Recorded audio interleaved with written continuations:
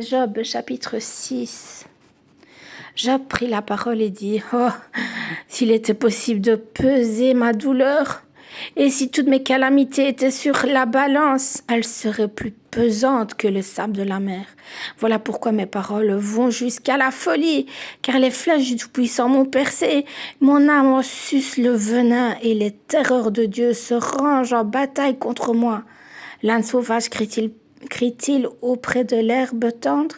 Le bœuf mugit-il auprès de son fourrage?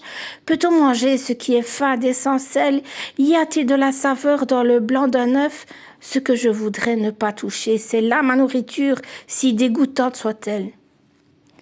Puisse mon vœu s'accomplir, et Dieu veuille réaliser mon espérance, qu'il plaise à Dieu de m'écraser, qu'il étende sa main et qu'il m'achève. Il me restera du moins une consolation, une joie dans les maux dont il m'accable. Jamais je n'ai transgressé les ordres du Saint. Pourquoi espérer quand je n'ai plus de force? Pourquoi attendre quand ma fin est certaine? Ma force est-elle une force de pierre? Mon corps est-il d'airain?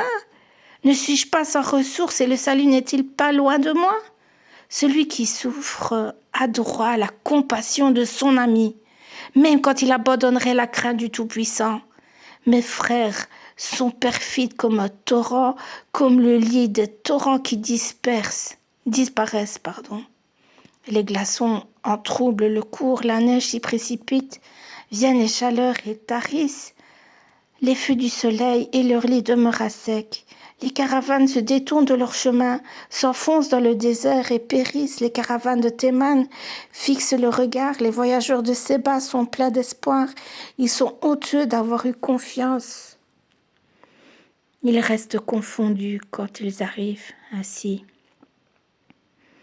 Vous êtes comme si vous n'existiez pas. Vous voyez mon angoisse et vous en avez horreur. Vous ai-je dit, donnez-moi quelque chose? Faites en ma faveur des présents avec vos biens.